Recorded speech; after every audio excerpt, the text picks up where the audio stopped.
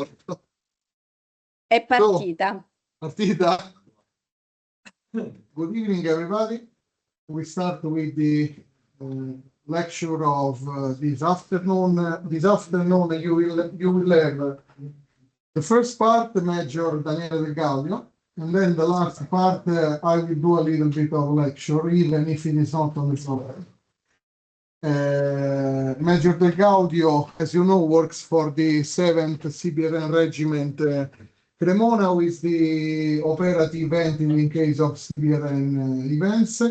We will talk about investigation and not only that. Also, he will bring to your attention some case study and lesson learned acquired during operational activity. Just one communication for tomorrow morning.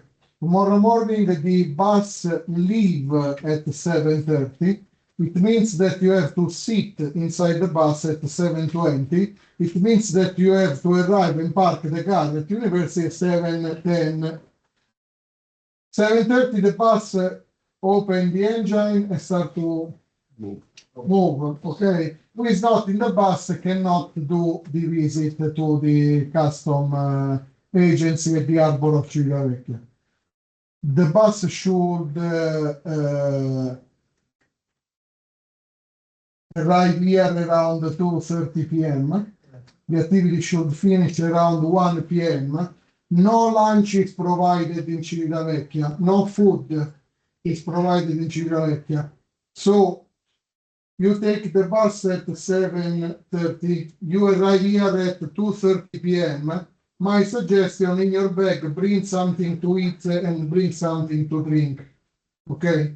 They will give you water for sure. Maybe they will prepare a coffee break with some food. Maybe no. I have no idea. So just in case, at least you bring some food and a bottle of water. So if you get hungry in the meantime, you can eat something. Okay? The bus will arrive in front of the location of. The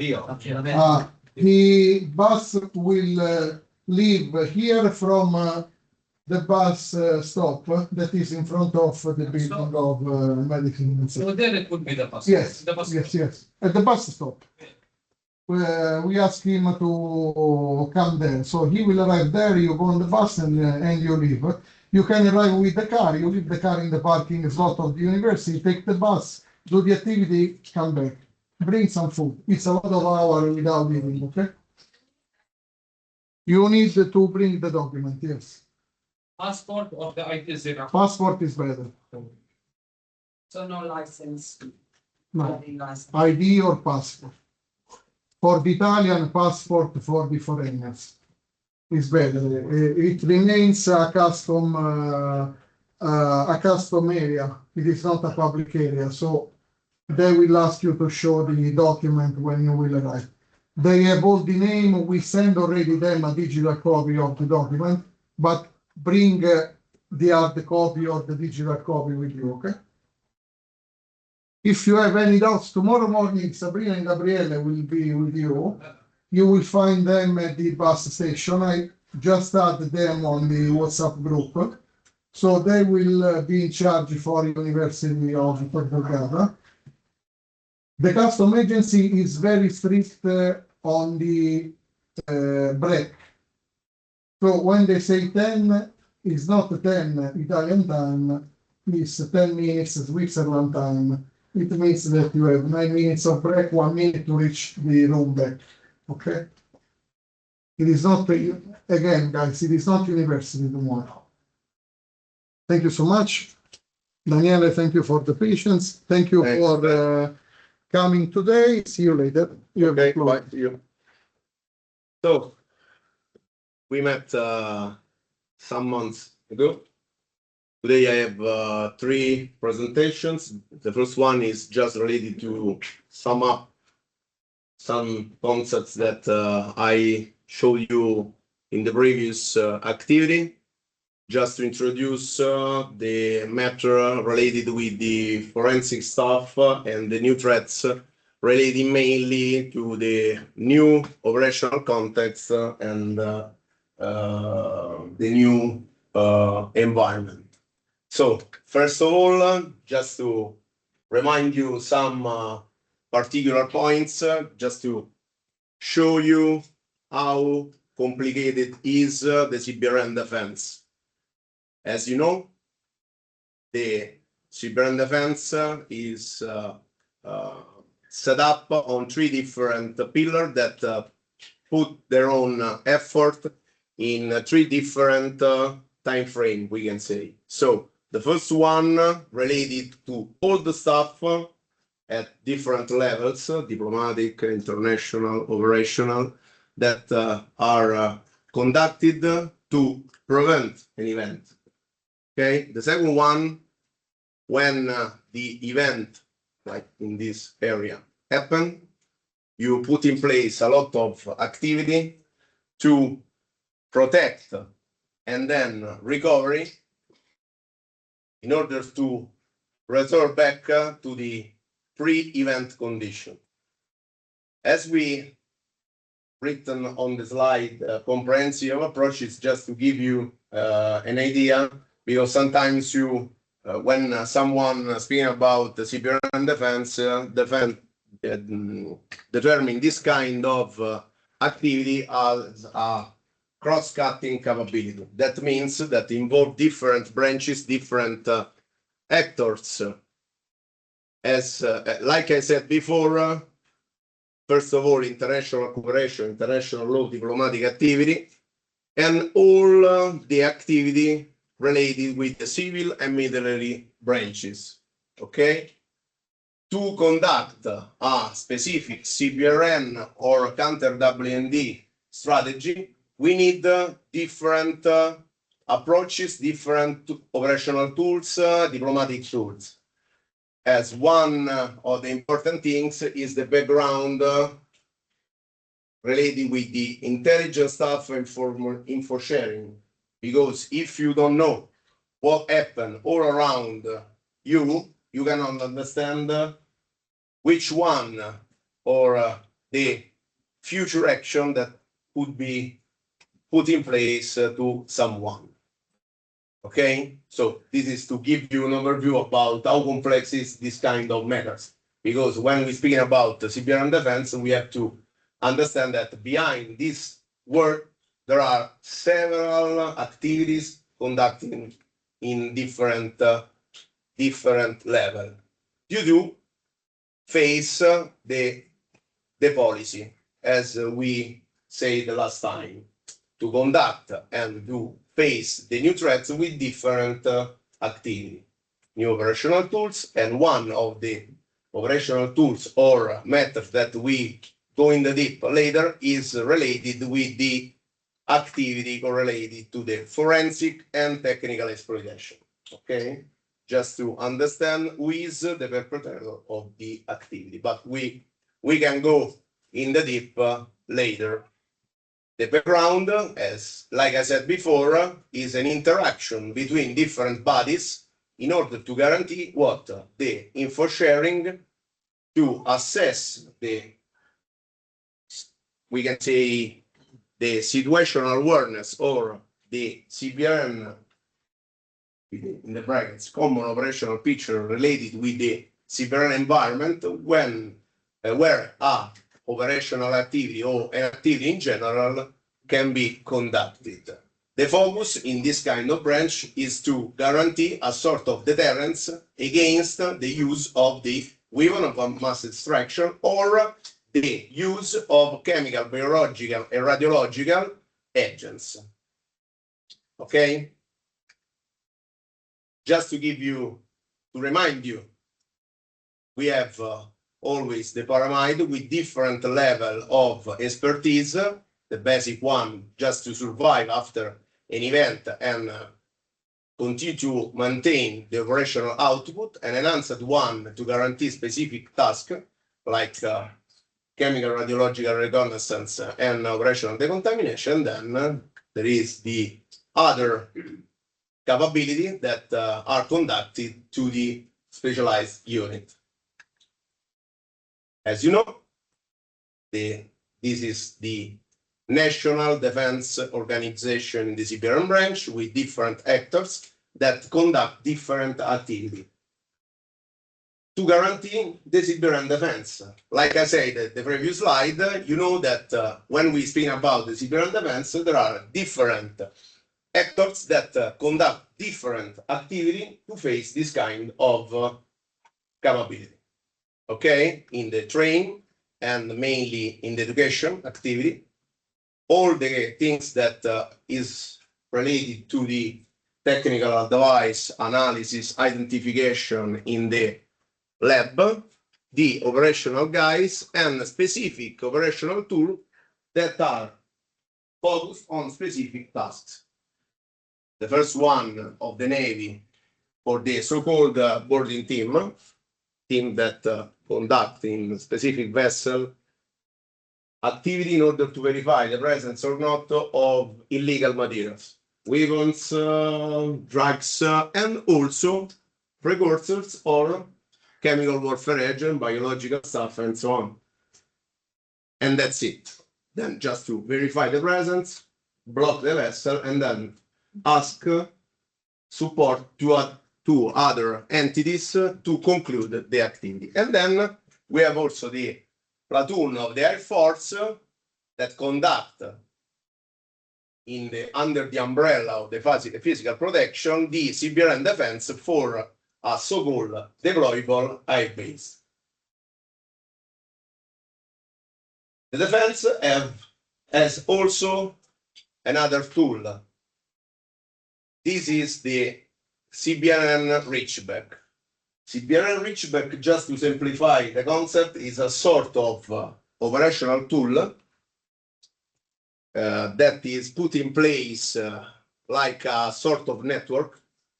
Just to simplify, it's a sort of technical calling center where the commanders or the unit abroad can ask for requests for information, requests for support when they, for example, find during their own activity something related to the Siberian defense. Just to give you an idea, a normal patrolling activity conducted by the infantry, an infantry platoon can enter in a warehouse where someone put some different chemical material. The operator move in, find a formula, CAS number, a UN number, something like that. They have no idea about is written on this kind of containers. Then they can catch or take a photo, send on this kind of line. The hub of the Reachback in Italy is the area control center located in Rieti that catch this kind of requests of information and disseminate all around their own network just to have an advice. They can address this kind of request for information to, for example, if it's a chemical stuff, to the technical chemical laboratory, or, for example, to the university, because the Reachback is a sort of merge between civilian and military entities. Depends on the classification of the activity or something other stuff. If they can address to the university or civilian staff or just to the military, depends on the situation. Okay?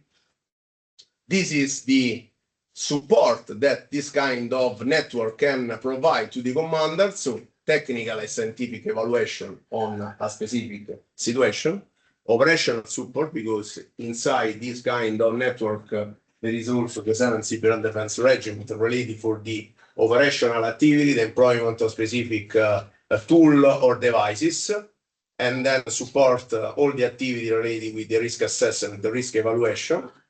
And this kind of network can support, like I said before, a different level, from the commanders to the staff to the operators, depends on the operational situation.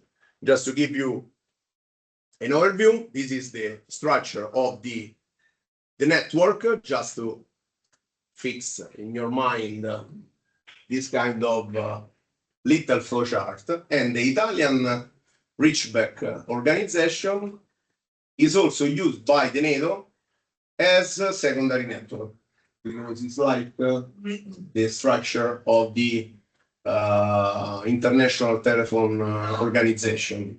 It's box in the box, just to enlarge the different entities that can support the operation. Another tool for mainly for national activity, but also international one, is the so-called CBRN Warning and Reporting Network. All around the national territory, there are several entities that can observe an event, give the alarm, they say something happened in this area, and move on the line. This is the observer.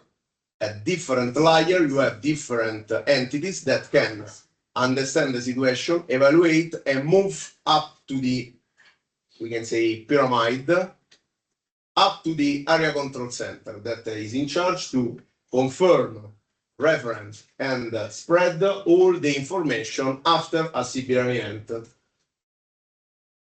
Like the previous organization, the Reachback, also the Warning and Reporting Network is used by NATO like a secondary network.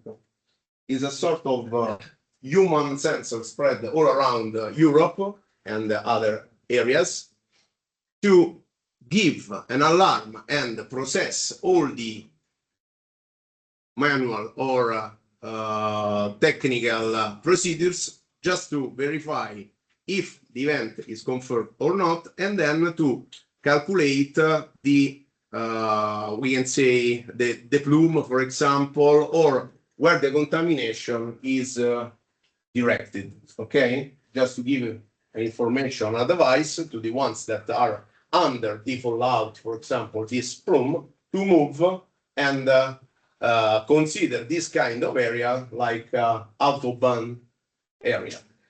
Then with different activity at different level, after, for example, a warning element, you can send different operational organization to verify if the event is confirmed or not.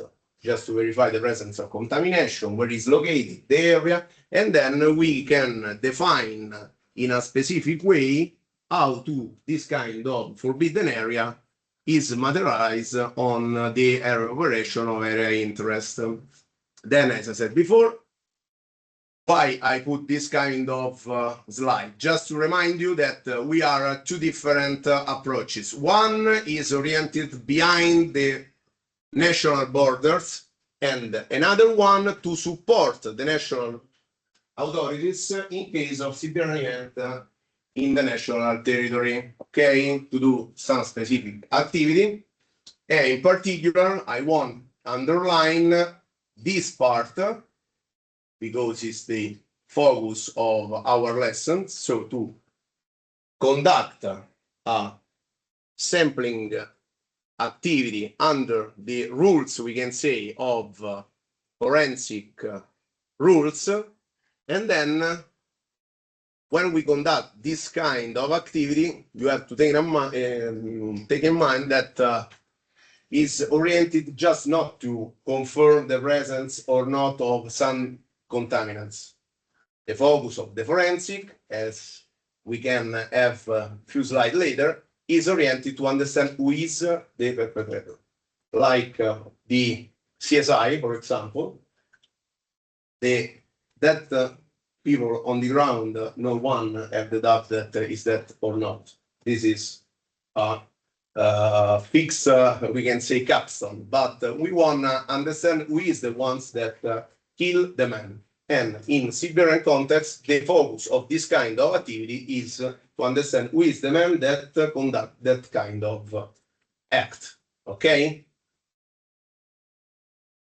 Okay. In particular, we can support, if required, as like I said before, also after an event, the national entities, because if a CBRN event, the first responders are under the Ministry of Interior, but depends on the situation, they can ask support to the military chain for the specialistic unit to support and guarantee specific operational output in support of firefighters, police, and so on.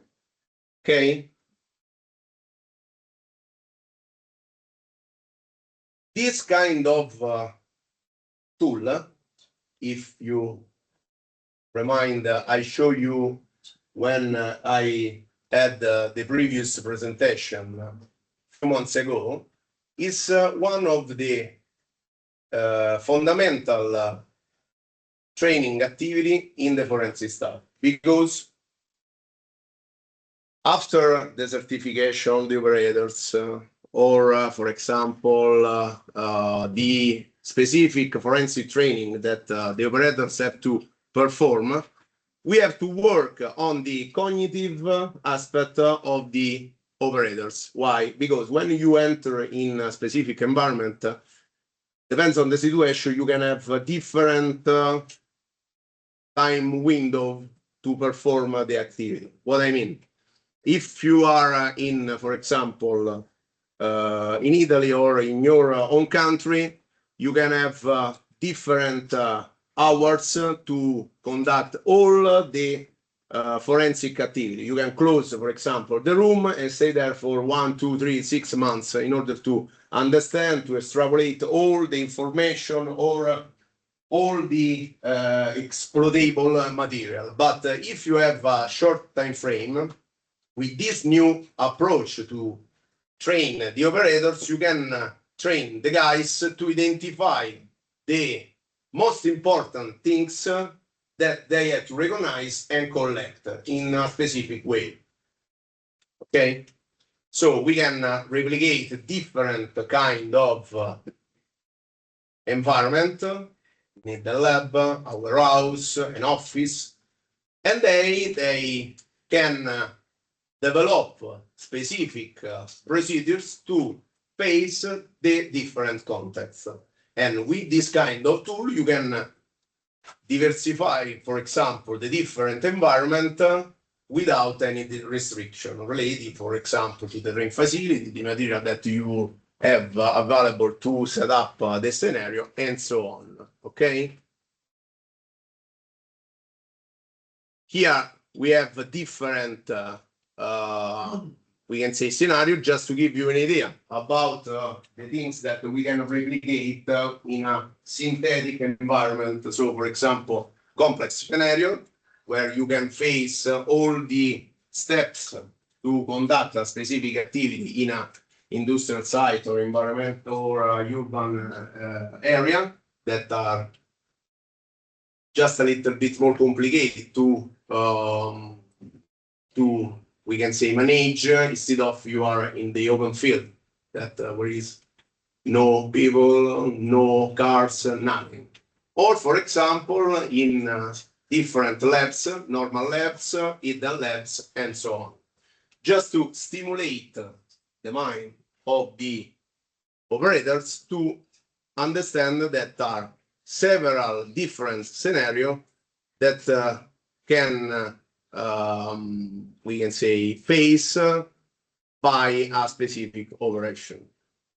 And also for the staff, because behind the operators we need a staff officer, staff people that can assess, can give advice during the operation, because the operators cannot have all the information during the activity, or for example, you can receive during the operation a new update that can give you another perspective of the scenario of the activity that you are conducting. So just to give an idea, this kind of approach can stimulate different aspects related, as like I said before, the strategy, how to approach to the event, the analysis, just to verify which is the goal of the activity, how to reach this kind of goal, and so on.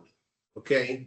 And then also can review with the lesson learned, lesson identify process, what kind of steps or activity are good or not, and then stimulate a cycle process in order to review some particular procedures and increase the level of the success. Morto.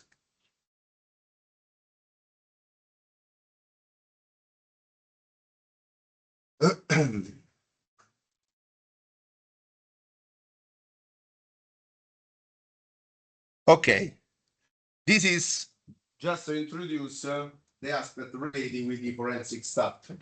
Okay, because mainly when you have to go to conduct a forensic activity is related to a specific operational context. Because if we conduct, for example, a campaign, a war, it's not necessary sometimes to conduct a specific operational, forensic activity, because the main focus is to protect and maintain the operational output, so we can stop our activity up to the operational level, because the main effort is to conduct a campaign, avoid the contamination, and move on. But in specific contexts related, for example, to the counter WND activity, because there are several international laws that regulate this kind of methods, the characterization, like I said before, of site, material, system, clandestine lab, nuclear material, because the level of the investigation is up to the operational, is over, sorry, to the operational. Because it's not important, as like I said before, to understand the nature of the material, but the focus is to understand who is the ones that put this kind of material or develop this kind of material or set up the DRT bomb or radiological dispersive device, depends how you wanna call it, and so on. Okay.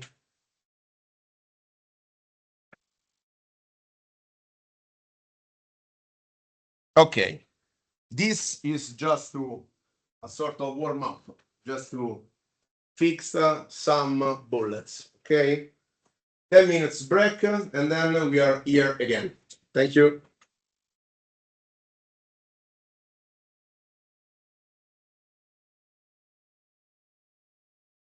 Sto maledetto non funziona.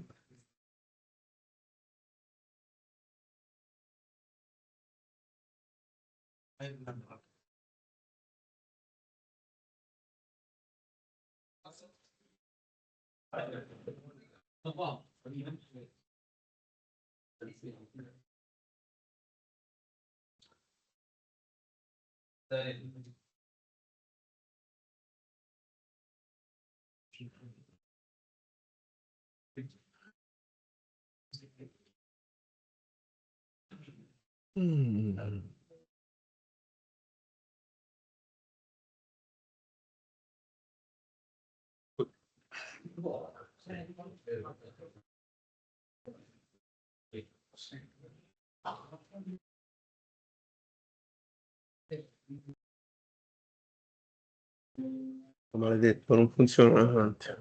No.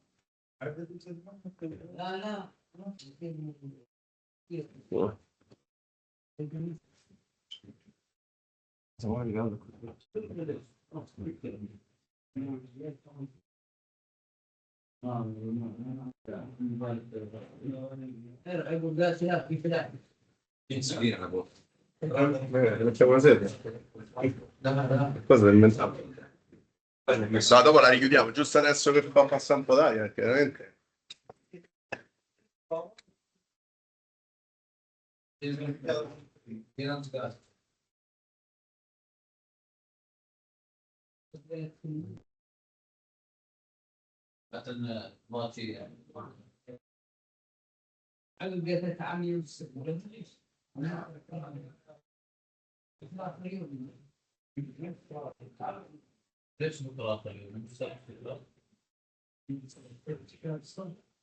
ما يعرف.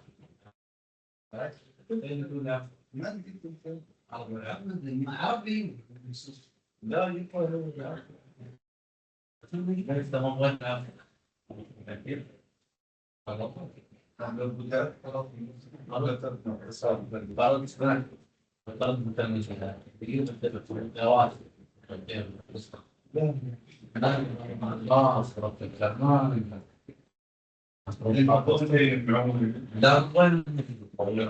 انا داير انه قول لك انا فيه ما هو داير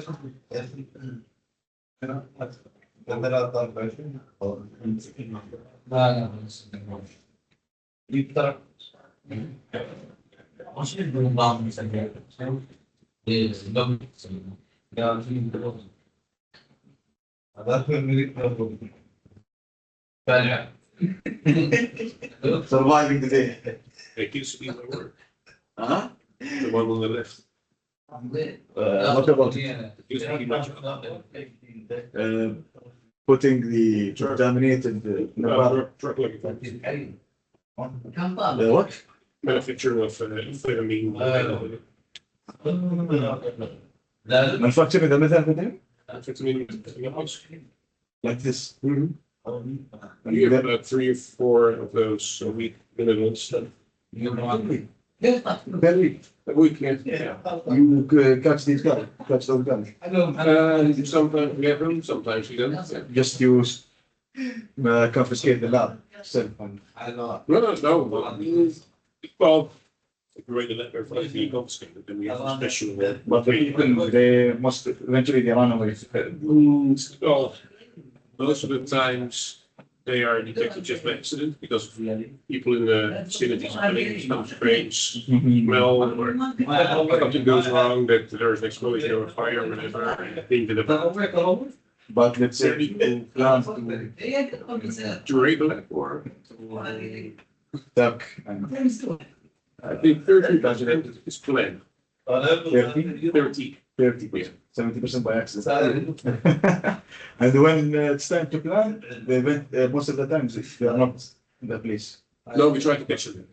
And then, like, you know, let's say for the fun parties, I once went with well, we left as well special weapons and team that go in. And they thought that 2 suspects would be in, which was and 14. Okay, fine. so we went in with 8, myself. And I was the second in the group, versus the man with the shield. So he clears everything, and I was there for the health safety, so we went in. And first in the area where we entered, there was more or less in the entrance to the laboratory. So I need at least the first guy. The laboratory, they put something up. No, we didn't find any TB trips. It's just the lot. Yeah, sometimes they say that The opposite. No, least experience and. and my colleagues neither. Because it's also, you know, the guys that need to work there. Yeah, I know. Come in and out and go away. And if you walk out like this with, you know, doing crazy in the door, then people will see it and they will think, what the fuck is going And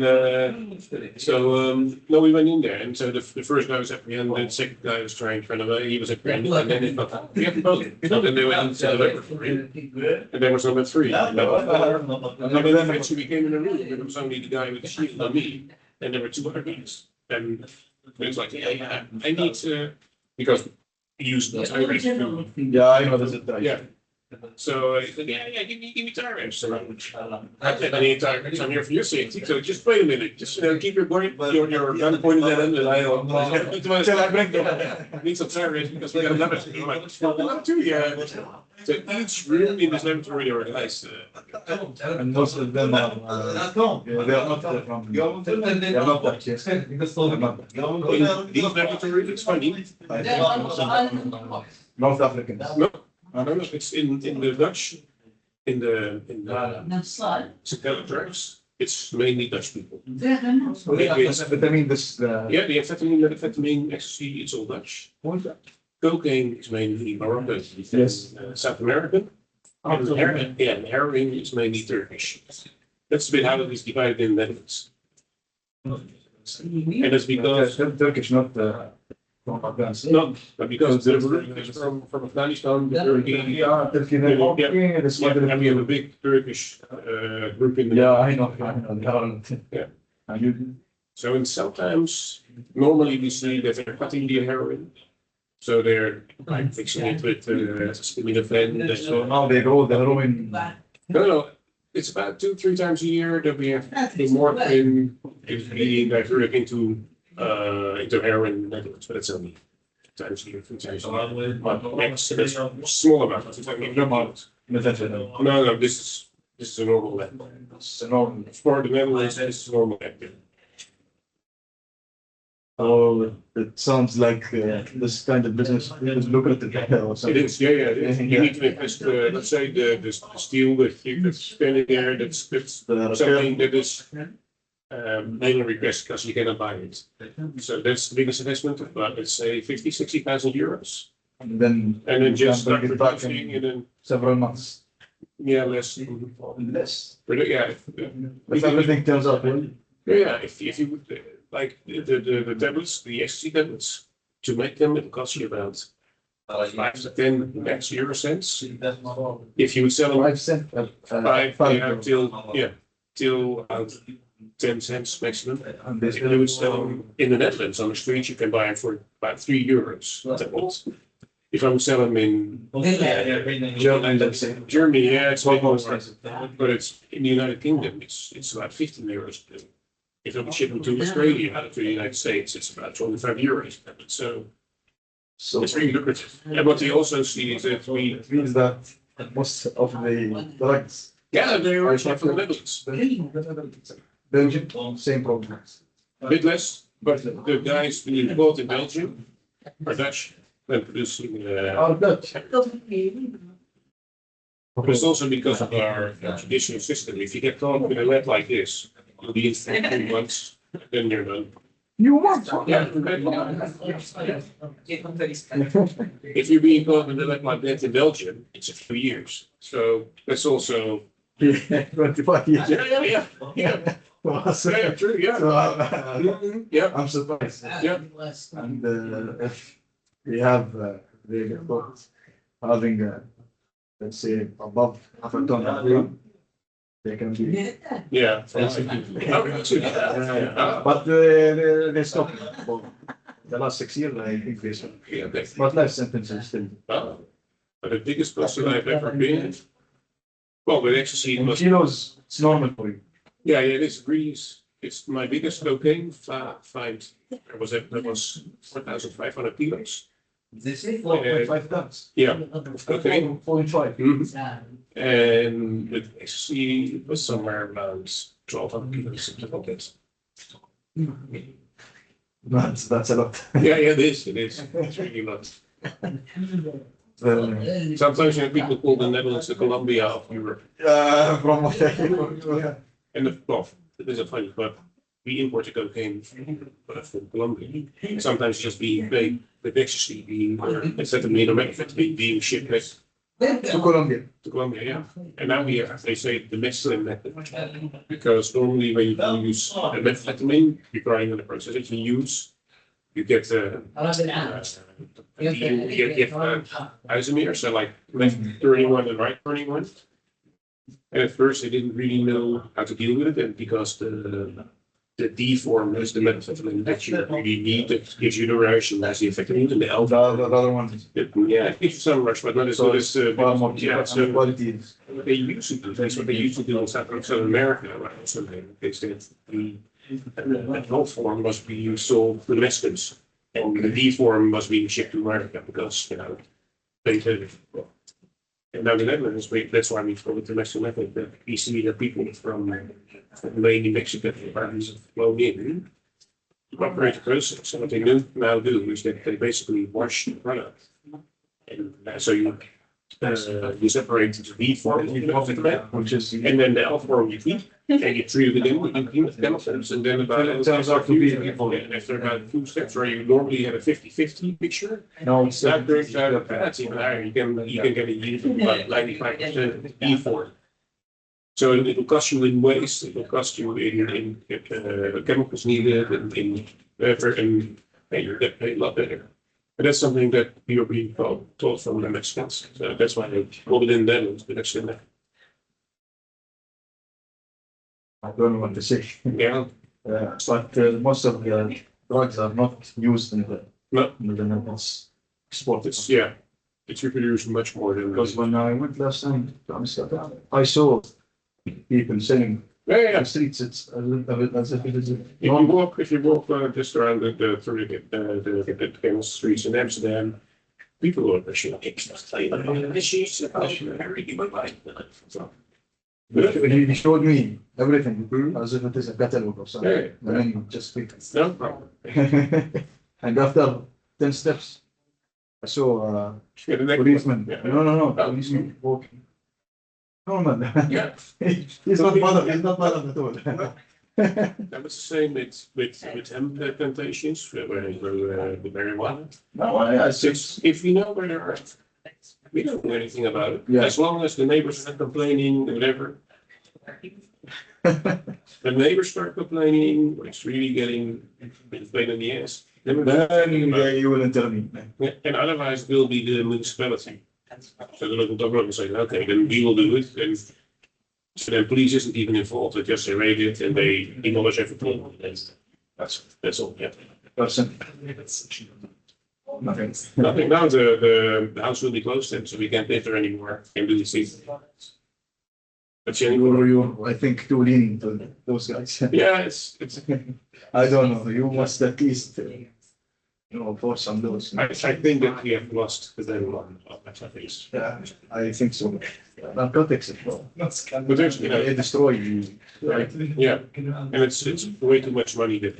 The money, they don't have the money because most of the guns right now, they have some percentage of black Yeah. getting it. With the but no, I still have me.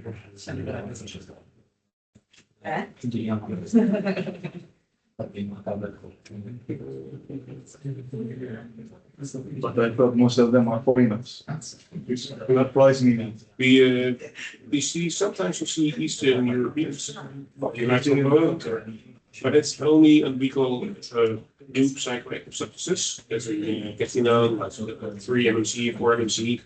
It's not really common in the parts Not common and not in high demand. but for instance, like in Poland or Czech They are Republic. common in Poland. Yeah, no, those substances are forbidden there. And if you get caught over there, then you must your prison. If you get caught in the Netherlands with a new psychoactive substance, which is a drug, which is not under national law, then you free to go. They will only confiscate the. Well, and then basically they have to give back to you, but then they say, Manufacture everything. so that's the only thing we see Eastern Europe people in these processes. That's for the new psychoactive substances.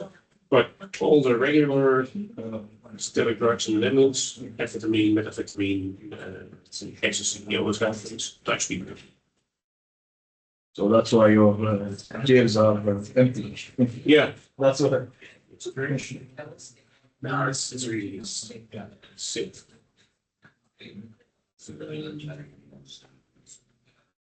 There isn't a random that you can vote about it. Or No, it's also European law. It's areas. European law. Or so you cannot.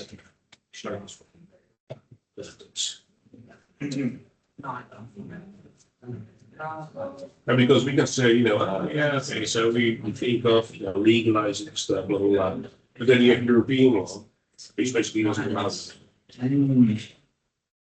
At least not when it comes to, we have to. In the Netherlands, there's this difference between sub-drugs apart from hashish and hemp and marijuana. That's all sub-drugs. Yeah, I know. I can see them in coffee shops. Yeah. Yeah. And so the penalty for having those isn't as bad as having the hard drugs like heroin and cocaine. But if you have some grams of cocaine, if you can say, yeah, but I have some cocaine. I have some cocaine for me, personal use. No, okay. Of course, I use it. Yeah, and then you lose it if it's like less than 5 grams, it's being confiscated, and that's it. Okay. And if it's more than 5 grams, it's also being confiscated, but you will be fined. And depending on if you're first offender or not, then Let's say if I have 1 kilo. yeah, then you will have a little problem, but then they will seize it. Then you said And, 3 months. no, maybe you'll be probably sent out. Sent on. Yeah, with a date when you are supposed to appear in court. Okay. And then after probably, well, he goes in the Netherlands right now, so I guess never about 3 months, you have to appear in court. So you say, okay, I want to earn some money and like, and then any criminal record. And it's just like, no, okay, so I'll be If I bring my lawyer, he will. and you can probably get a preliminary sentence because it's your first time and, your dad didn't give, when you were a young boy, your dad didn't give you encouragement with the finance, so, you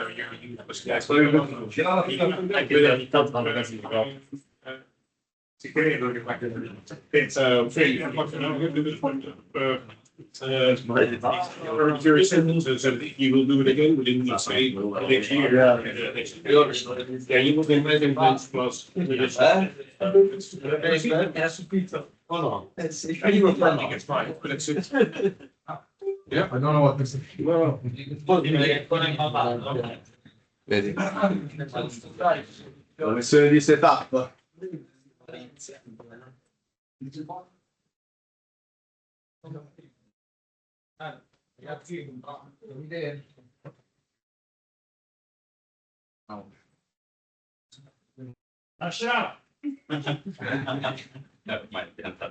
Uno di loro. Bernardo, sì. Dai. Se fatica ma non muore. Certo. Allora, so now we have few slides regarding the focus of this kind of lessons, we can say. Okay, we move directly to some aspects related with the investigation. It's not just to verify the present, identify the agents, but what is behind an action, an activity, or some things that I can find in a specific context. Okay, so the effort, like I said at the beginning, is related to collect some exploitable material in a Siberian environment. Okay, because the challenge things is to manage, use the information that you can find in a scene when this kind of material is contaminated. Because you can handle the material like also, for example, the fingerprint. If the fingerprint that I can find in an area is an area characterized with some contamination, for example, radiological material or chemical stuff, it's not easy to handle. Why? Because I cannot decontaminate the surface because I lose all the information that I can find in this kind of fingerprint and so on. The most important things at different level of the technical exploitation is to maintain the integrity of the material, the exploitable material, the ones that I need to investigate to extrapolate also the information that can find behind this simple piece of wire, for example, a smartphone, a laptop, or something like that. Okay, because at the moment, one of the international shortfalls of gap, as you wanna call it, in this kind of environment is the Decon activity in presence of evidence. Clear? Okay. This is the same slide that I showed you before. And this is the things that I introduced before. So the aim, our focus is always the activity to contrast, to conduct in order to avoid the use, the development, the setup of weapon of mass destruction or the usage of CBRN agents. Okay, the difference between, I hope that is clear, the difference between WND and CBRN. I hope. Fatemi un po' di adesso. That means satisfaction. Yes or no? Okay. If you have doubt, ask. Okay, because it's a simple things, but that is the first step to diversify the two different environment. Okay. Then the focus is to characterize the environment, because when you and this is linked with the things that I said before when I speaking about the cognitive activity on the operator, because when you enter in an environment in a few minutes you have to understand this environment is set up to do what, is a facility to develop or synthesize chemical material or biological agents, or nothing, because it's just to set up a radiological dispersal device, because I can find some container and, for example, a classic explosive or something like that. But when I move inside an environment, I have to recognize specific tools, specific systems, just to identify the context. Because if, for example, I find on the table a plastic box, for example, okay, with a lamp on the top, I have to understand that this kind of homemade box used to do what, in your opinion? Evaporation. What? Evaporation. No. Is a sort of chamber to grow up the biological agents, like the incubator or something like that. Because you use the isolation of the plastic and the worm generated to this lamp. I can replicate an incubator with some materials that I can find everywhere.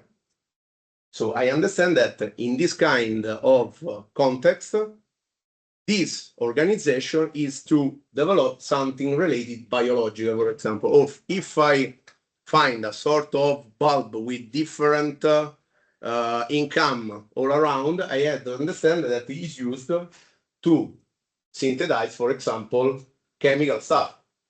But under the branch or in the environment of chemical stuff, what kind of chemical stuff? Chemical warfare agents? Drugs? Illegal medicine? What? This is the difference that an operator had to know just to conduct in the appropriate way, in the right way, the technical exploitation that is characterized in three different levels. The first level, the second, and the third. The first level is conducting inside the environment. So in different with a specific approach, because the first one is a non-invasive one. So I have to avoid the interaction with the material. I have to freeze the scene, collect, for example, picture in a appropriate way, not just the picture with the smartphone like in as you want. No, there are different techniques with different lights in order to emphasize or discover, for example, fingerprint, fiber, and something like that. We have different lights with different wavelength that we can say show to the operator specific materials like fingerprint, as I say, fiber, and so on.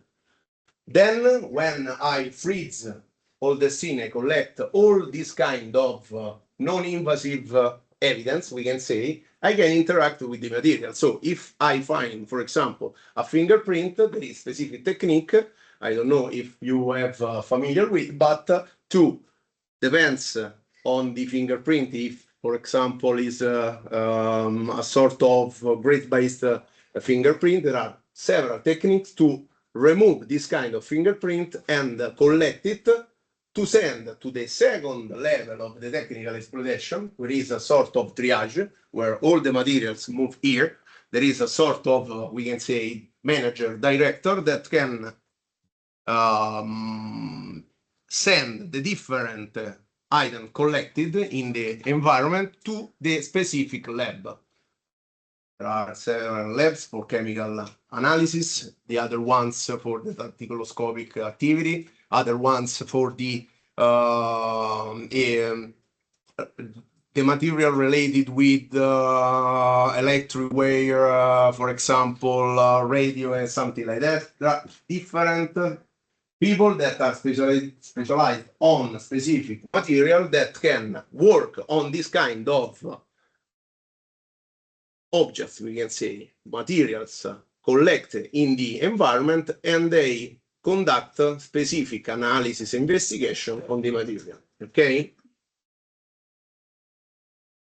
And then we have the third level of the technical exploitation. The difference between the second and the third is related mainly with two aspects. The location, because the second level is very close to the scene, we can say. What I mean, if I translate this concept in a military environment, if I'm conducting, for example, a campaign abroad in Africa, for example, the second level is located in my area of operation. The third one is in a specific lab that have specific technician with specific methods, accredited methods to evaluate and conduct the analysis very close to the activity that in CBRN branch we conduct for forensic analysis. So change the location, change the approach and the methods in order to put the sign on this kind of analysis or exploitation activity and verify, as I said before, the link between the event or the scene and the result. Okay, in CBRN context, we have this kind of flowchart. Okay, so we have the event, and if needed, we have the activity related with the investigation, but depends on the output of the goal that I want get.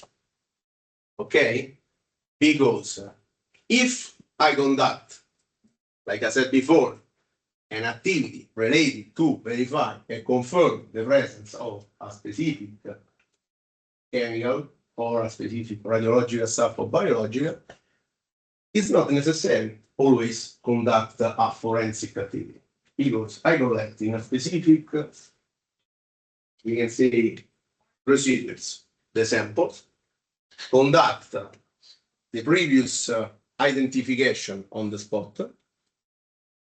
Then I conduct with the sample that I catch on the scene the second level of identification in a, for example, developable analytic lab or in a lab in the area of operation. And then I can have the confirm of the presence of this specific contaminants, agents, as you want to call it, okay? But, and then like I said before, the commander-in-chief can take a decision to, for example, move people from an area to another one, or how the military can move on in their own operation. But if I have to investigate, like I said before, who is the perpetrator, who is the ones that conduct, synthesize this kind of activity or material, I have to shift all the activity to the forensic branch, because in general, the activity in general words are the same, because I move in the hotspot, catch the samples, transport the samples, conduct the identification, to do operational action, political action. But if I move in this context, all these kind of steps are well defined. What I mean? If I conduct, for example, operational sampling, I follow the procedures, but it's not mandatory to take picture. when I conduct, for example, the movement of the sample from the scene to the lab, it's not mandatory in the operational one to have the chain of custody, because in the forensic one, you have to link the samples that you collect here to the analysis. So each movement from the area, the sampling area, to the lab is mandatory to certify step by step the movement of the sample with a specific documents that certify who is the ones that touch the samples in different steps. If I pass the samples to you, on the paper, there is a line where both of the operators sign that at that time, at that day, the box moved from Major Del Gaudio to Mr. I don't know the name, but you can understand. And then, because it's important to link the samples during the movement. Otherwise, if there is an interruption, the proof is not accepted during the judgment process. Like, for example, in Italy, I don't know if in the other nation is the same, if a policeman finds someone that are stolen something, okay, he can arrest him. But if the policeman don't catch the thief here, but when the policeman enter here, he move from another place, you can, for example, you don't know where is the thief, and then after 1 hour, the policeman arrest the man that perpetrated the event, the activity. There is no the direct link between the event and the arrest, and sometimes you cannot arrest him because there are no link between the two events. In this case, is more important because if you catch something and then you have no clear link between the area to the lab, someone can, for example, say that another third actor can manipulate the samples and change the original ones with the new ones. So it's fundamental in this branch to conduct the activity by people that are well prepared and certified. Because when you conduct a forensic activity, you have to attend a course. There is a specific paper that certifies that you are, as a sort of habilitation, that you can conduct this kind of activity. Then there are some rules during the movement after the sampling activity to the identification one. And when you are conducting the identification activity, there is another new book because each lab needs to have a specific accreditation to the methods for a specific analysis. What I mean, there are not just one lab that can conduct all the analysis on all the materials. No, you have a specific method in a specific environment. There are some certification that this kind of method is accredited, and then you conduct this method in a specific way, in a specific environment, just to have the goodness, we can say, of the results. Okay? And then the output that we had is completely different. Because when you can address, for example, that one nation conduct or perpetrate a specific attack with the chemical warfare agent or something like that, the action is not an operational action, but is a branch above this kind of environment. Is international, is at the political level, sometimes military political action is needed. Okay, the context is completely different.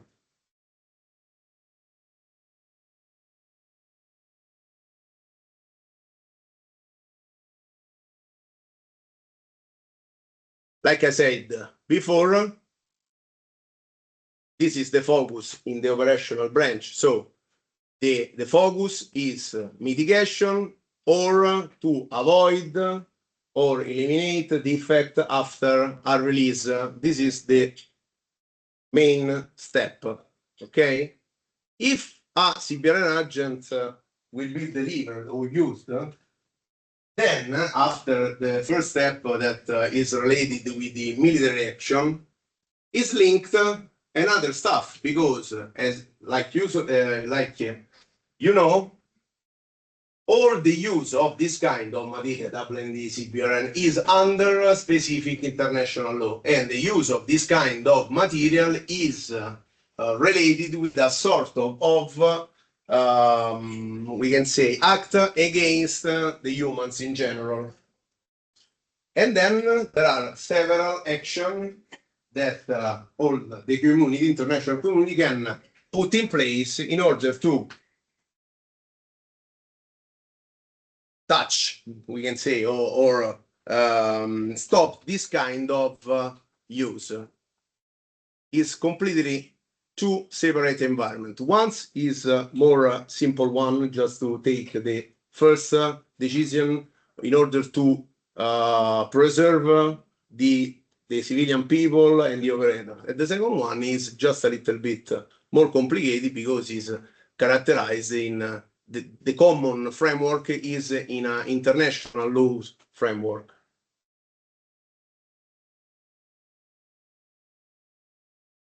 Like I said before, you have different steps, depends on the activity that you are conducting.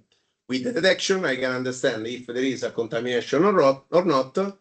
I have a specific level of identification, the first one, and then I can, for example, put in place tactical decision. For example, wear the mask.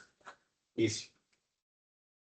With the operational sampling, I can confirm the presence of specific materials, and then I can, like I said before, verify, for example, the goodness of the personal protective equipment, the orders that I can send to the troops are good or not, if they are in a free CBRN-free area or not. But both of them are under one similar umbrella, because it's immediate action just to preserve the incolumitry, we can say, of the civilian and military people that are in the area of the event.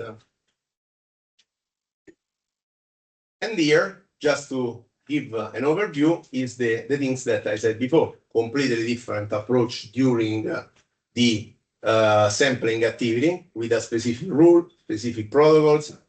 They have to register all the steps during the collection activity.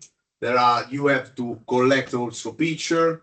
You have to fill also the chain of custody, just to, like I said before, identify who is the ones that put the hands on the sample box, on the samples in general, and then you have to send all the material to the forensic analytic lab. Okay?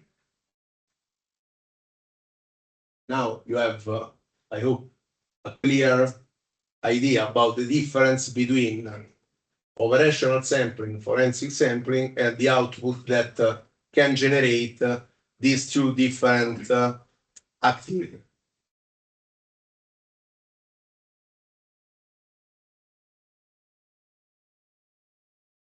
Few bullets just to underline the main difference between an operational sampling and a forensic one.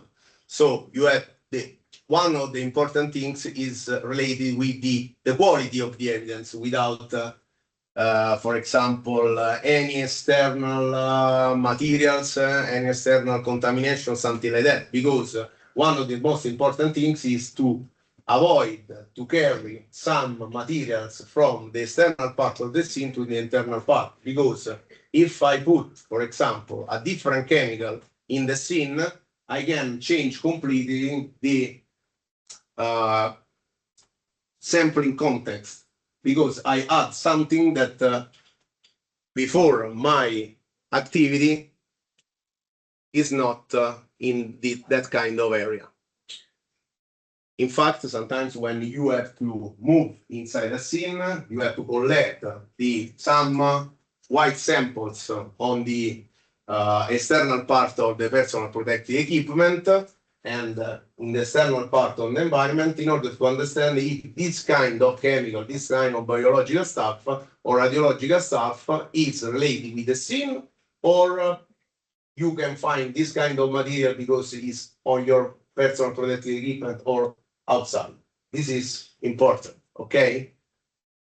The procedures related how to collect the samples in terms of quality, integrity, quantity, because sometimes when you have to conduct forensic analysis, sometimes you need to replicate this kind of analysis. And one of the important things also the quality and the integrity is also the quantity, because sometimes if you have a micro liter of the substance, you cannot replicate, for example, a biological analysis. Okay? Fill blanks depends as the things that I said before, and the link between the event and the analysis activity. Okay? Also the material that are used in the forensic sampling activity is completely different because depends what kind of material you are collecting. For example, if you have some biological material, it's not possible to use, for example, plastic bag because the organic material, there is a process of degradation and you have to use, for example, paper bags because it's better that the biological substance is dry on the paper, for example, instead another biological material inside that this kind of plastic bag that degrade their own properties, and then it's impossible to, for example, reanalyze this kind of material. You have to think, for example, the blood. The blood, after several years, if you have a little drop of blood in a piece of paper or a tissue, something like that, you can conduct different analysis on the DNA.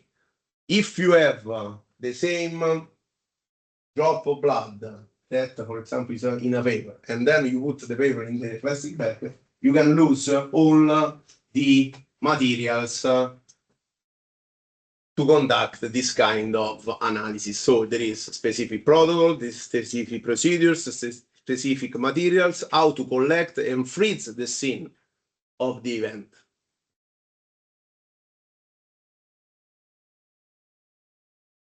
And also, like I said before, the integrity, the link also during the sample transportation between the scene where I collect the samples and the area where I conduct the analysis. Okay?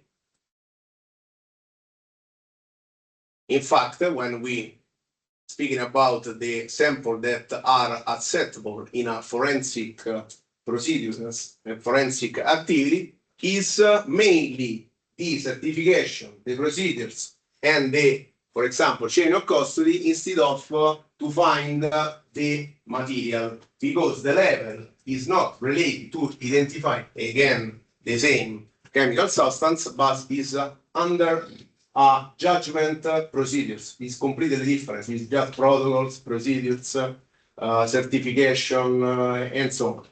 Okay?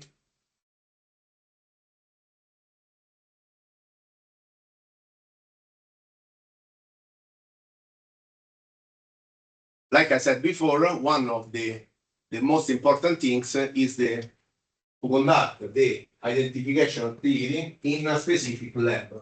Because, like I said a few seconds ago, The purpose is to produce a specific report with all the references. I conducted this kind of analysis in accordance with this kind of procedures, this kind of method. In this lab, this is the paper that is written on the certification of the method that are conducting at this temperature, this pressure, with this material, and so on. Okay.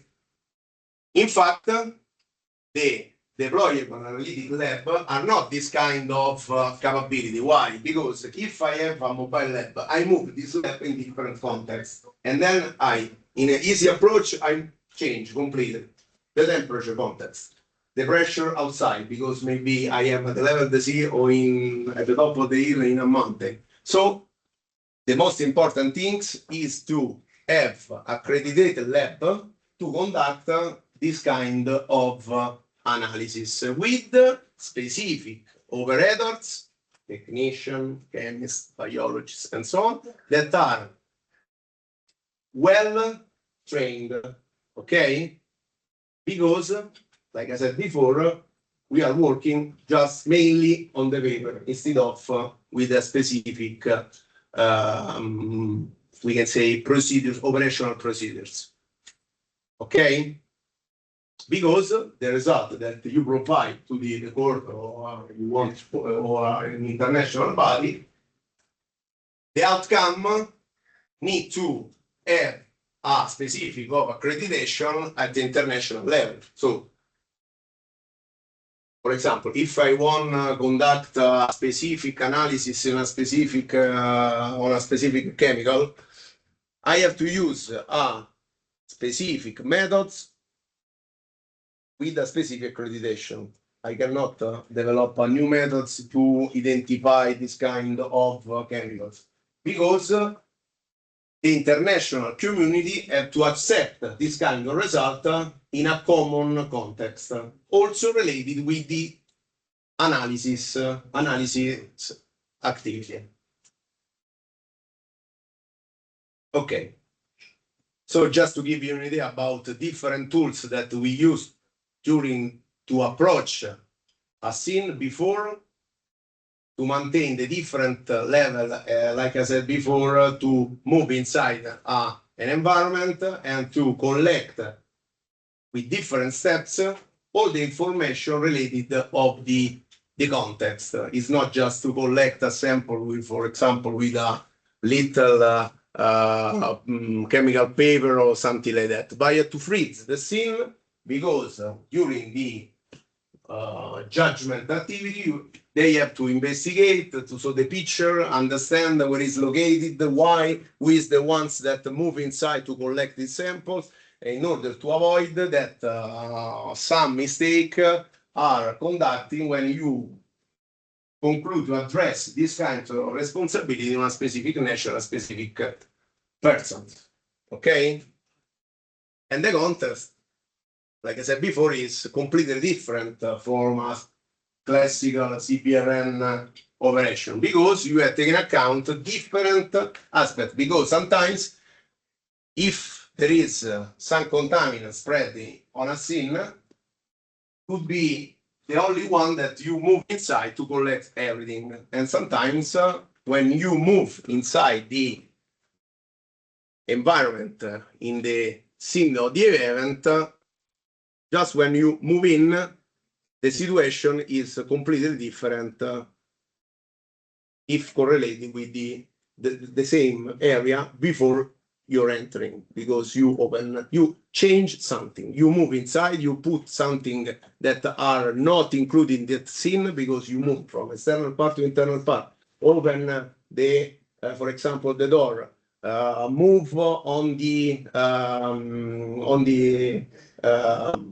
ground floor, for example, something like that. So you have to freeze in order to allow to the ones that to address the, we can say, the just to identify the ones that conduct this kind of activity in a specific way without any other external condition, we can say, or interactions.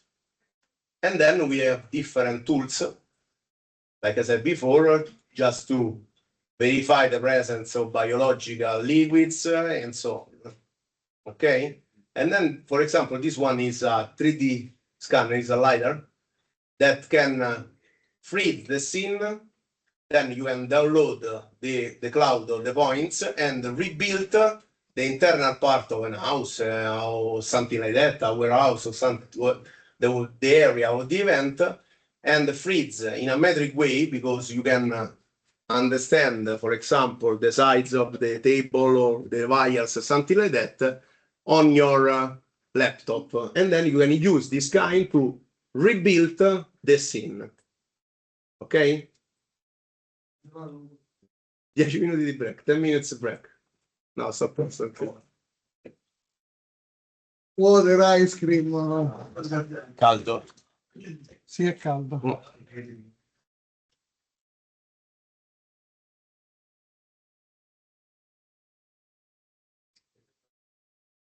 Ma capisco pure, poracci, che questi stanno dopo pranzo con sto caldo, gli piace la papagna. Quindi, Oggi il BRM devono resistere. vabbè. Poi ce lo attaccano tutti di più. È il periodo peggiore questo, l'estate. Quindi in giugno ci attaccano l'aria, quindi quelli che verranno a fare la settimana di giugno stanno meglio da Roma. Se non sono da un attimo di qualche minuto, quindi stai che stai ancora.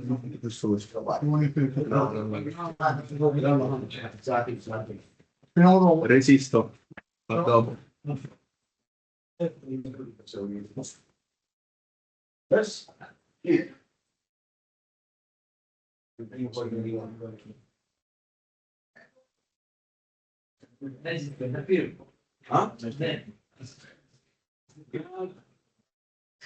So, but then it's 20 minutes or 12 minutes. Eh? I will call. You want me to call? No. Okay. No. This your boss of, this your boss of, not your same as the boss of the country. Not yours. Your boss only the school in BC school. Yeah. We have a cooperation. But he can speak to you. Yeah, it's friend my. His friend my anecdote. Okay. I officer. And not make sure.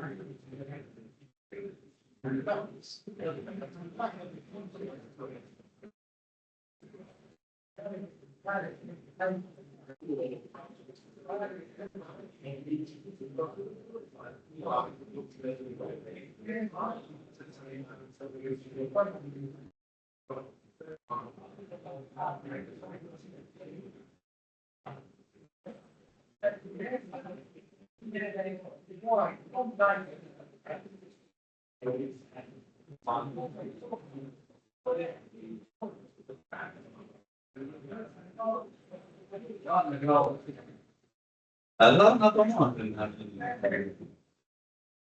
Quando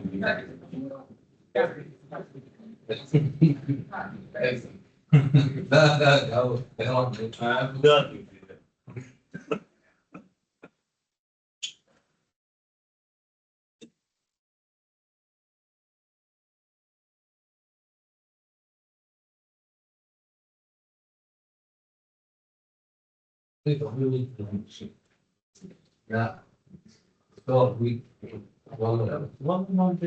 لا لا سيد ما شو تسوي ما والله ولا عندنا ما الطاولة لا ما يحدد قل لي سعيد بس اسبوع سؤال بعد لا مش طالب شيء فاهم والله شوف لي بعد شوف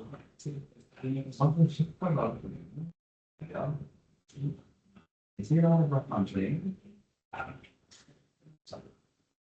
بس الحين مو هذه نفس انت عندك اشياء خاصه يعني عندك اشياء خاصه حلو صار بيقنعك والله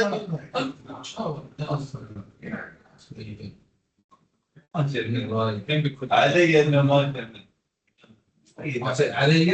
علي وين؟ علي شرط وين ذاك شرط؟ عشان عليكم ليش تدري؟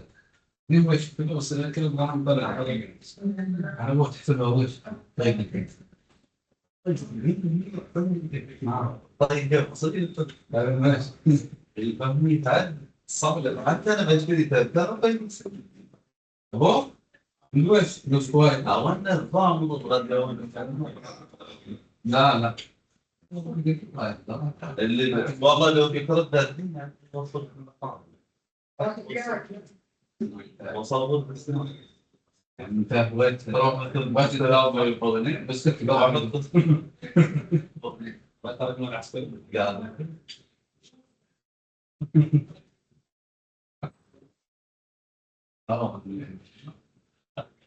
لا علي والله انه ما حد يدري انا عادي لكن ما عشان اي واحده والله خير هذا الغمير الغمير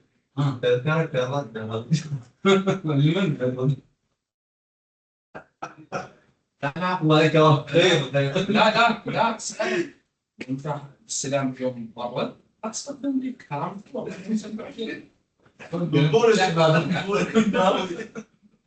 ناوي تاخذ الماضي لا شيء غير الجديد بس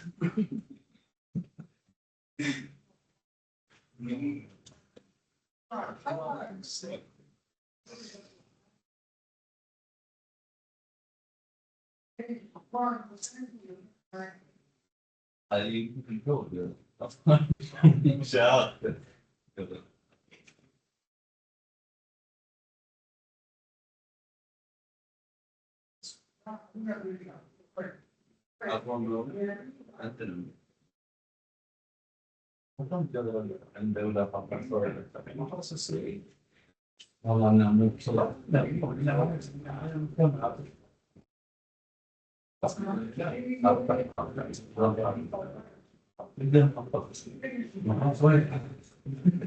الله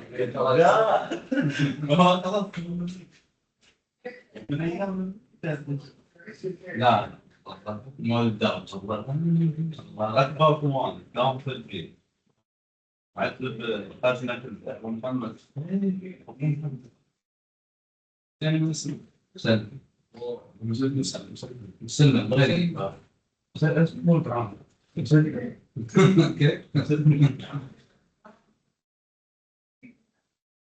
انا قهوه والدوام يلا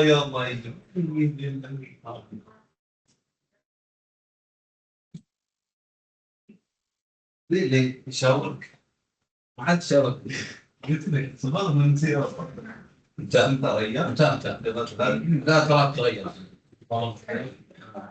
وش الفائدة مثلا الحين عيد مشكلة يا ريال لا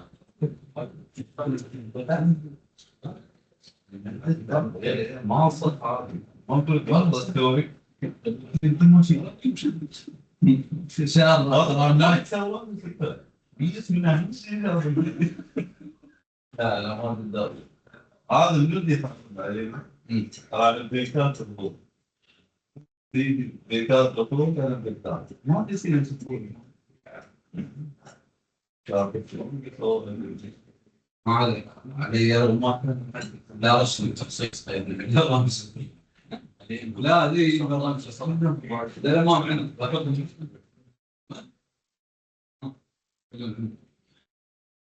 في ماضي لك ما شاء الله زيادة والله مسكين ها Ja, da könnte man ja, in Projekt. Ja, außer. Ja, ja.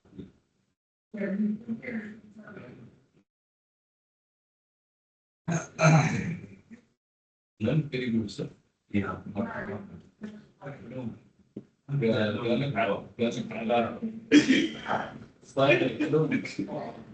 لا الحالات نرجع لموضوع الصحراء خلاص اخترت يعني صدق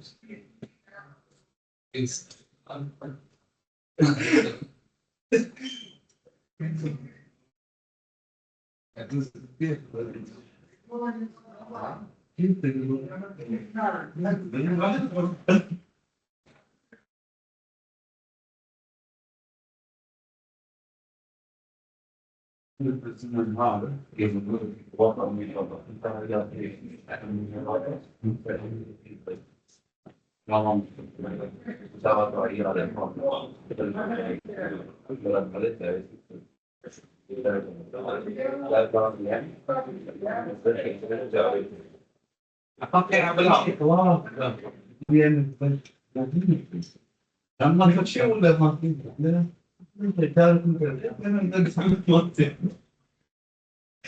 المتعرض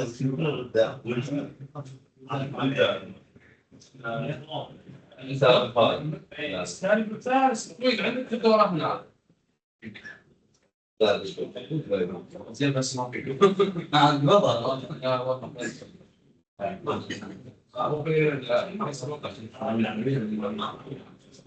سبحان الله أشوف المرتين لأنه عيون في بعض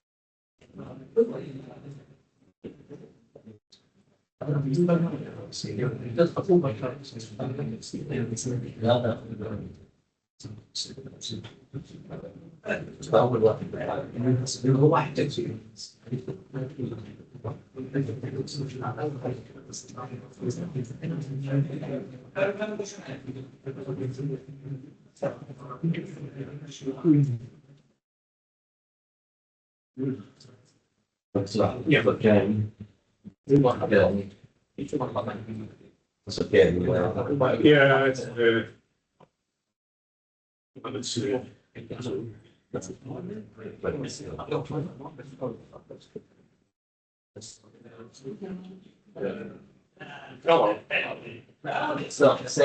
is, yeah. Maybe change the regional law. No? Yeah, but even, well, you have the SIPRA is mainly for defense. Sampling in Thailand, the technological, chemical, something. But that's the reason I think because SIPRA is all over, is a NATO country. So, but It's in Europe, similar. yeah, but when it comes to the chain of custody, so, yeah.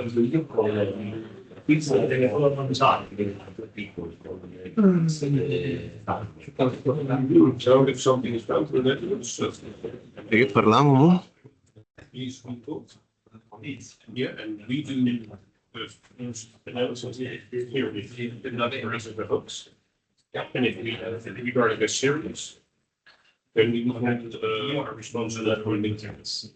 Because they have special limitations. Well, we have very little people doing, but we don't have anything. We don't have that course here. We don't have the.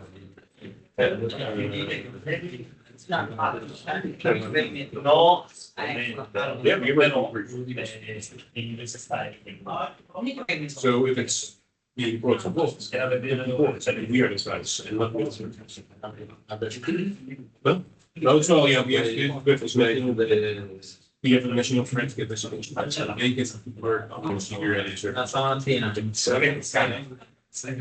Siamo gli unici, benché lo fanno vedere tutti, però siamo gli unici. Cioè. Tant'è vero che non siamo a dovere perché lo chiedono per ogni cosa, chiedono il cane, quindi dalla fiera del libro a... In Italia la persona che fanno da tutte le parti. Ma la capivo la volta che poi tra l'altro manco i ragazzi che hanno mandato una fiera, io alla fine ho rimediato i fondi e ho fatto comprare, però adesso è cambiato, nel senso che questo qui era uno dei primi se volevano lanciare nel mercato e non aveva determinate predisposizioni, in più il braccio che ha adesso non è quello che avevano dimostrato che sono nuovo e avevo pagato una cacchiata, nel senso che mi pare sui 300.000 euro che per un GB non è niente. Adesso calcolo che è più o meno raddoppiato, ma ci sono alcune integrazioni tecnologiche, bolla tattica, cose e quant'altro adesso, quindi è normale che se tu gli chiedi più cose, siccome poi non è che sviluppano bolla tattica, i codici cyber, li devono comprare e quindi il prezzo aumenta. Però l'intuizione c'era stata, nel senso che poi stanno in sperimentazione. Sì, ci stanno, dipende poi che anche lì con l'intelligenza artificiale puoi impiegare come vuoi, dipende poi da codice etico e morale che ti vuoi imporre come Stato e quello che vuoi fare che non vuoi fare. Però diciamo che purtroppo la situazione è quella che è, quindi o determinati concept che mettiamo alle spalle oppure... No, non è che non puoi usare, non sei competitivo perché comunque nel mondo in cui come il cyber, no? In Italia il cyber è esclusivamente difensivo, cyber. Tutto quello che è cyber tu studi per difendere, però non è che puoi fare l'incassato perché tanto lo sanno, botta e tu non rispondi, cioè bisogna capire un attimo dove vogliamo andare, non è oltre noi, è una cosa politica nazionale, la postura nazionale. Purtroppo è così, o la fai o non la fai la guerra, e via di mezzo non ce l'ho. E sono l'unico, noi siamo i primi a non volerla fare per dire no, nel senso che poi ce vai tu, non è che ce l'hanno gli altri. Però obiettivamente a un certo punto ti rendi conto che ti confronti con altre realtà e quindi o decidi di, in determinati contesti, di agire in una maniera oppure noi che stiamo giocando. È come se io gioco i caccia ma non so armati, che mi tengo a fare? Per volare. Siamo tutti? Ultimo round. Okay. The last presentation, just to give an overview about the new context in the last days and some projects that we are working on to contrast and to face the new operational situation, we can say. Okay. So, as we discussed, we know that the operational environment related with the past is completely changed. Okay, why? Because nowadays, also, if the last years with the war give us other perception related with the war or the conflicts, but mainly we know that the new activity should be perpetrated in specific contexts characterized by urban environments, industrial sites, and different contexts. If we thinking about the open field, like the first World War. Then also the easy access with the web, the AI, and so on to set up some different material substances and acquire, for example, new methods, technology that can allow to the common people to develop some materials that can be used to affect civilian or to spread a sort of panic environment all around the cities, mainly, or the high visibility event and so on. Also, the dual use material. When we thinking about, for example, chemical agents, no? Sometimes we are thinking with the sarin, soman, nerve agents, blood agents, and so on. But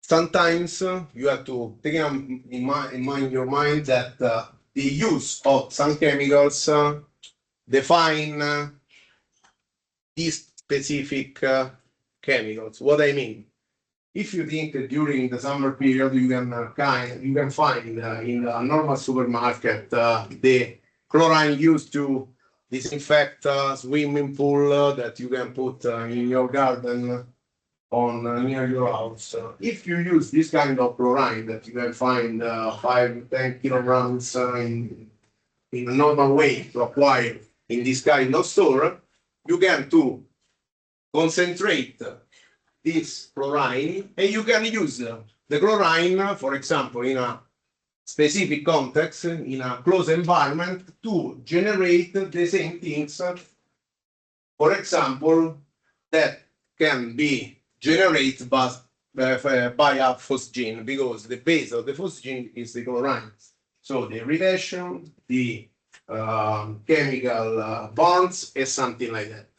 So it's not related just to have, when we speaking about the dual use materials, all the chemical, all the material that you can use in another context, you can work on it and use to conduct a malicious activity, we can say. And then all the stuff related with the epidemic, pandemic, all the things related with the cyber, because when speaking about cyber, I think that someone talk to you about this kind of threat. You can use this kind of technology to address an attack to, for example, a industrial site, a nuclear power plant, to act, for example, the security system that close valve, open valves, something like that, to generate a release or something similar. And then the things that we know very well, the different lab, the nuclear special material. What I mean with nuclear special material are all the material that are enriched up to a specific level that could be used not just to, for example, produce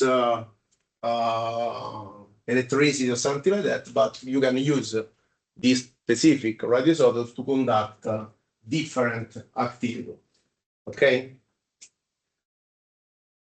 We're speaking about the train system, but we have to also to fix in our mind new tools, new devices, new materials, because if from one side the threats move on, from the other side we have to push in these three different contexts our effort to contrast this kind of threats. First of all, new threats, new system, new devices, new trade methods, as I si sente? Ok.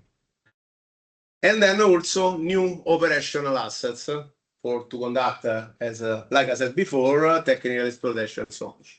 And then few minutes ago, I also underline the use of some particular chemicals in a specific way. What I mean, like the chlorine that I used to give you an example before, also other chemicals, for example, narcotics, illegal medicines, and so on, could be used to perpetrate an attack. Because, like the chlorine, the borderline between the normal use or the common use of a specific chemicals is opposite from the one if we across the line, if the same materials is used to affect, to conduct a specific activity.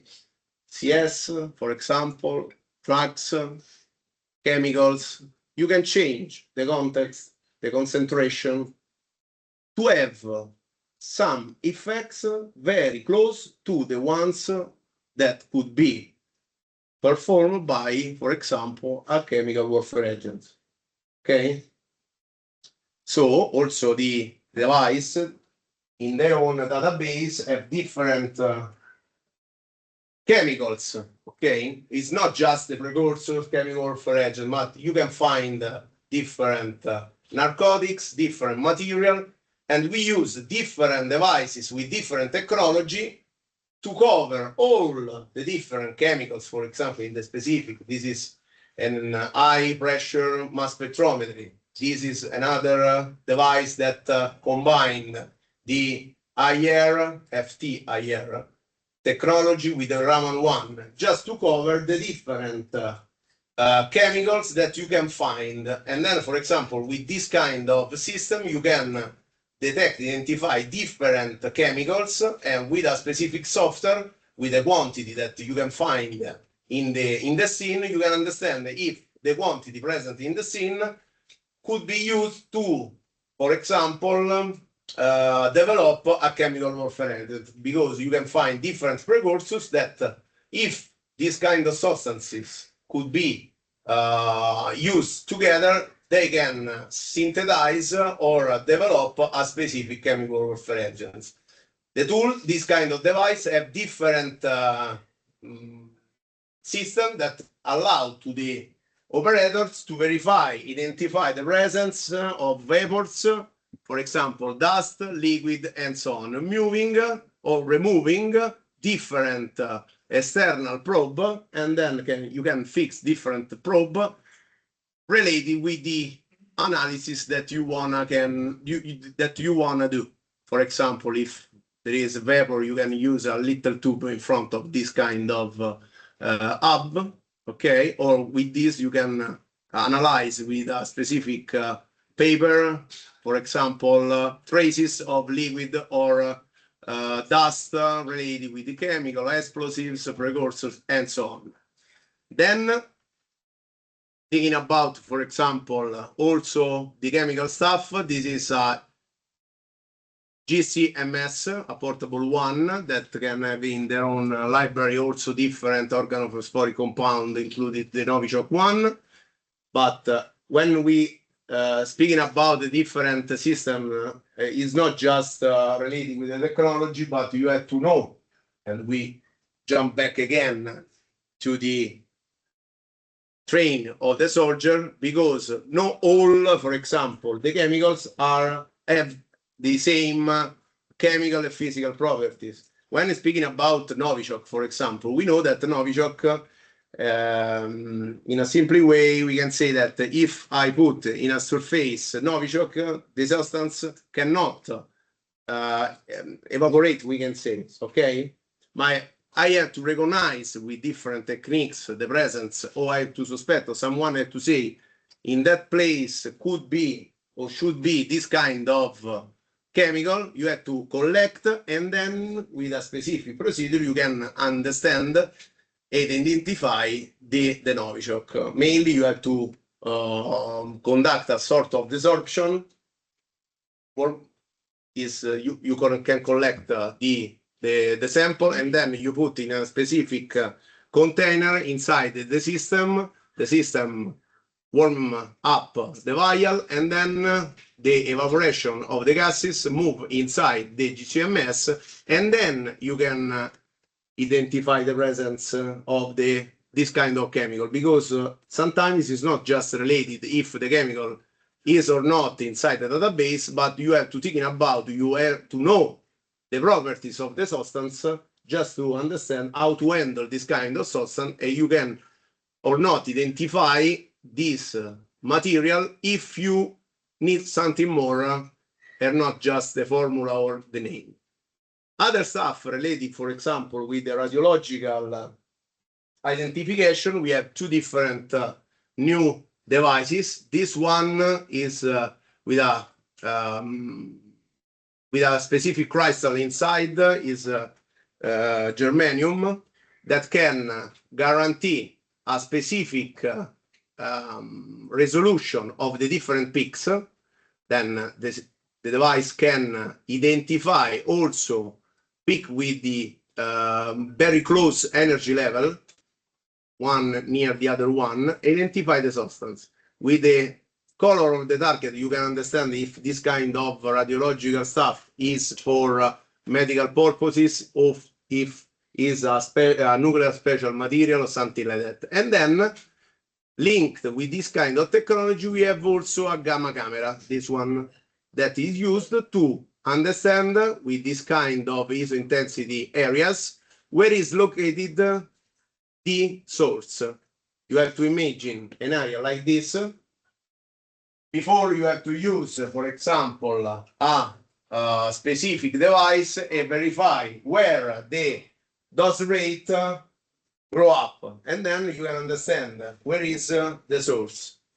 With this kind of device, you can put here the detector, push a button, and then with the energy that the crystal and the gamma camera collect, you can understand where is the source.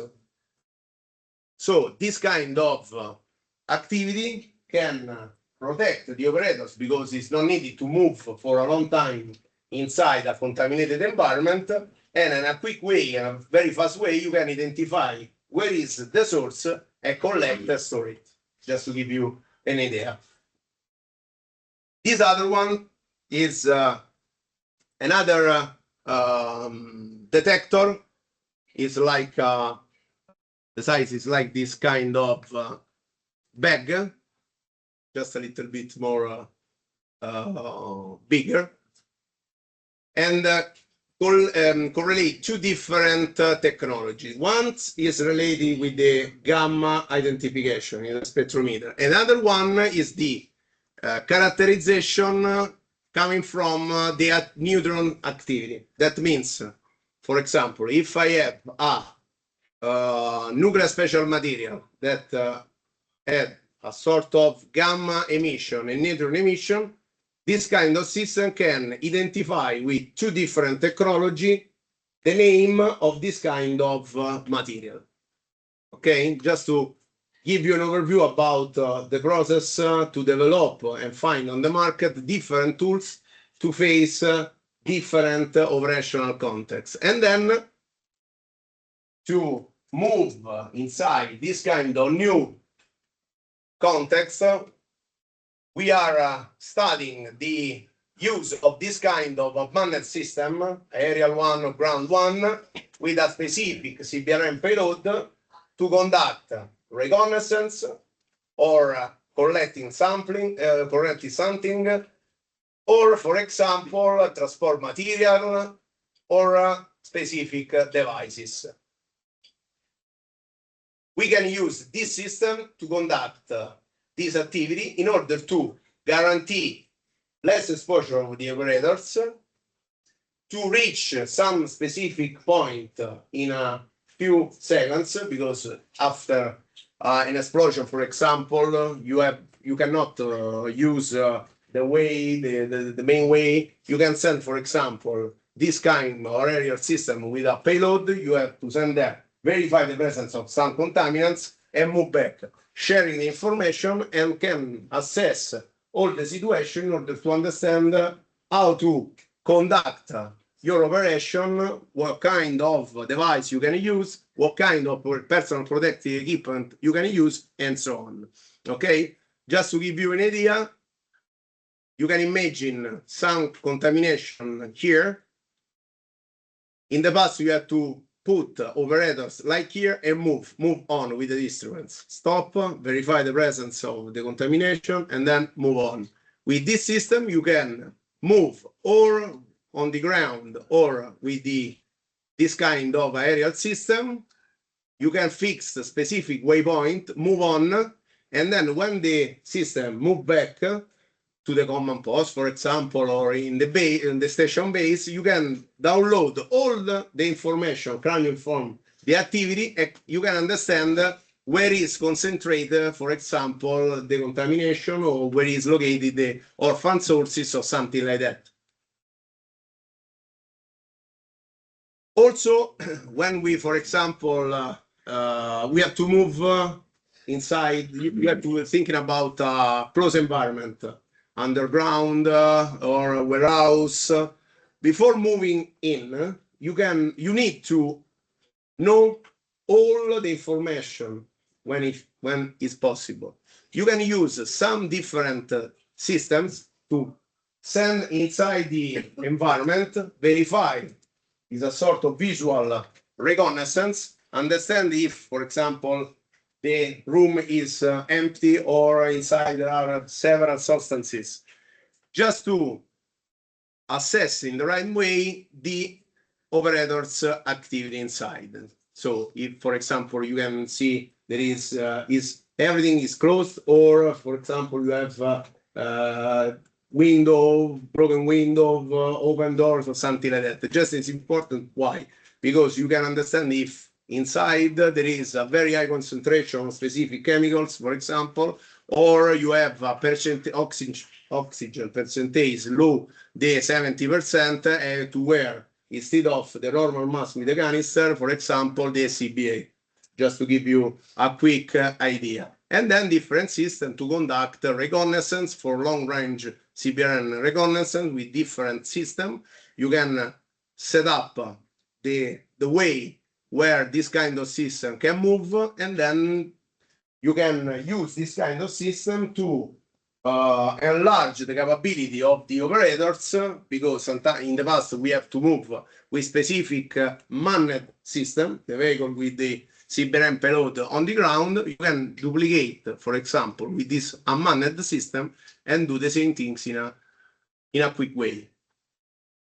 This is another system that we are acquiring, several systems, is a QGV. Our experimentation is related to use this kind of system with different, with not the track, not the whale, because this kind of arms, we can say, can allow to this kind of manned system to move in a specific context. For example, if after an explosion or an earthquake, you can have a different possibility to reach the hotspot with this system when you are, for example, some stones or the area is not flat or something like that.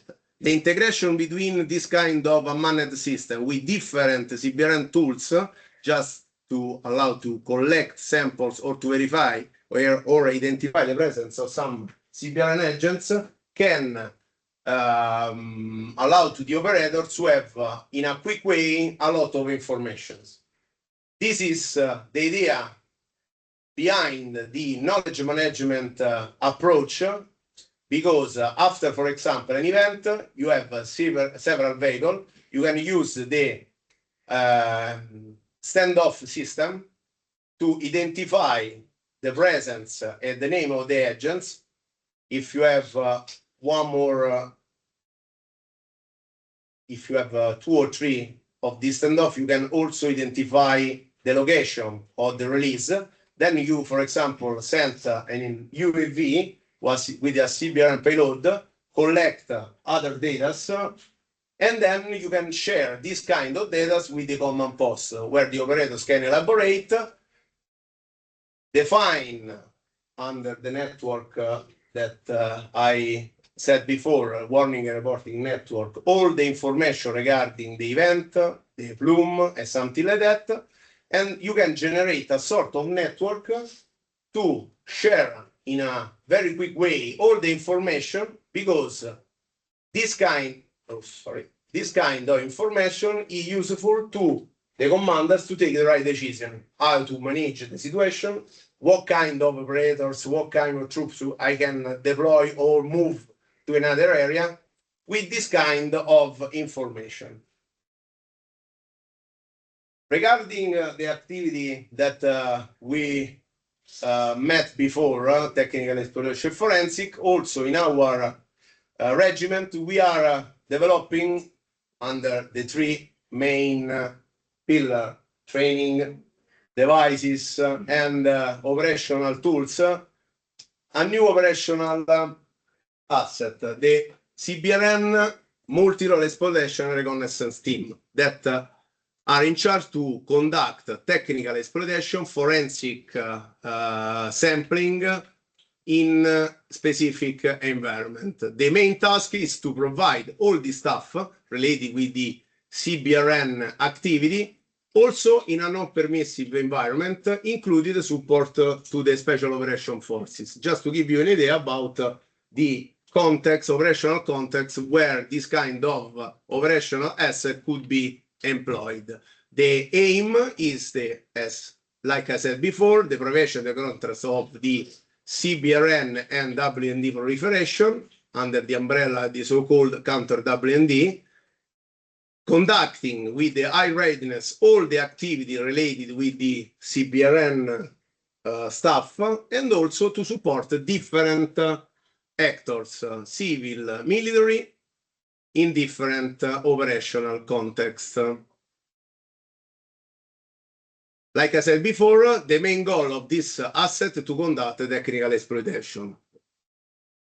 Our activity is mainly focused on the first level of the technical exploitation. So I move inside the area, I freeze the scene, collect the things that I think is the best one to conduct the exploitation activity later in the second level laboratory, and also to support the chemical exploitation, because we're talking about this kind of branch before, because a chemical is a chemical. The very big issues is how someone can use this kind of chemical. Because if I want to perform a chemical analysis to find, for example, a chemical warfare agent or a toxic and industrial chemical, the procedures more or less is the same. It's not just because it's a chemical warfare agent, I have to conduct a specific activity according to the analysis. I mean,